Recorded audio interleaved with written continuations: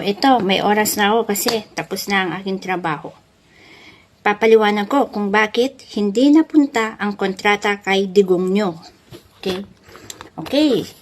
2018. Naisip nila ang proyektong yan. So, nakipag-usap sila sa China. Hindi natuloy. Bakit?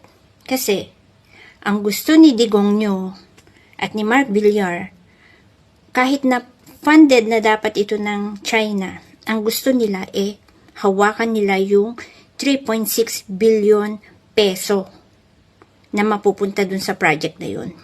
Na mapupunta dyan sa Bukana Bridge. Yun ang gusto nila. Ayaw pumayag ng China. Kasi ibang mag-isip ang Chinese Although pro-China sila pero tinanggihan ni Digong nyo ang gusto ng China. 2018 yan and then tumagal lang ganun na panahon, 2018, 2019, 2020, 2021, 2022, diba? And the year 2022 nag-usap ulit ang China and PBBM. Sinabi nila kung ano ang magiging agreement. Ang gusto ng China, funded nila, sila ang magpapabid ng mga contractors, pero kapartner din nila ang DPWH Philippines na kung saan yung DPWH sila lang mag-check from time to time kung ilang percent yung natapos, and then DPWH Philippines magre-report sa China kung ano na ang natapos ng mga contractors from China. Pumayag ang PBBM administration, ang Marcos administration sa gusto ng China. Kaya, nagkaroon ng magandang kasunduan. Nagkaroon ng agreement. So, 2023, nagkaroon ng contract signing. So, maliwanag.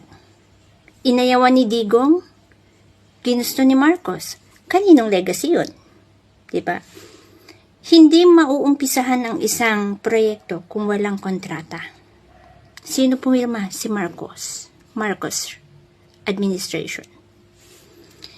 So, nasimulan ang Bukana Bridge 2023. At tapos nga ngayon, December. Right?